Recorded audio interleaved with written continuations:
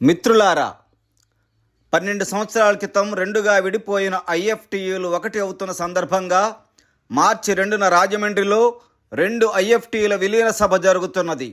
ఈ సభని జయప్రదం చేయాల్సిందిగా విజ్ఞప్తి చేస్తున్నాం. భారత కార్మికోద్యమ చరిత్రలో అనేక మంది విప్లవ కార్మిక యోధులు అమరులయ్యారు.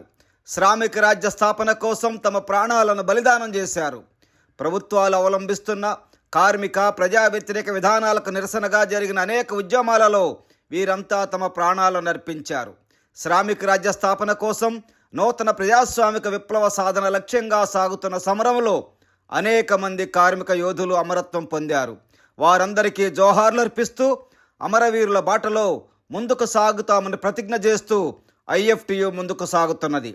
కార్మిక వర్గం తరతరాలుగా పోరాడి సాధించిన 44 కార్మిక చట్టాలను ఆర్ఎస్ఎస్ బీజేపీ ప్రభుత్వం 4 లేబర్ కోడ్లుగా మార్చి కార్మిక హక్కులను హరిస్తూ కార్పొరేట్ అనుకూల విధానం తీసుకొస్తున్నది.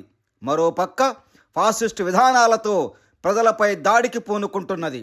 ఈ ప్రత్యేక పరిస్థితులలో 4 లేబర్ కోడ్లు రద్దుకై పోరాడుతూ ఫాసిస్టు విధానాలకు వ్యతిరేకంగా సమరశీల పోరాటాలకు కార్మిక వర్గాన్ని సమాయత్తం చేయవలసిన ప్రస్తుత తరుణంలో 2 ఐఎఫ్టీయూలు విలీనం జరగటం ఒక ముఖ్యమైన అంశం. రేపటి విప్లవ కార్మికోద్యమాలకి ఇది ఒక ఉత్ప్రేరకంగా పనిచేస్తుంది. కావున ఈ సందర్భంగా రాజమండ్రి పుష్కరాల రేవు చందా సత్రంలో జరుగుతున్న 2 ఐఎఫ్టీయూల విలీన సభని జయప్రదం చేయాల్సిందిగా విజ్ఞప్తి చేస్తున్నాం.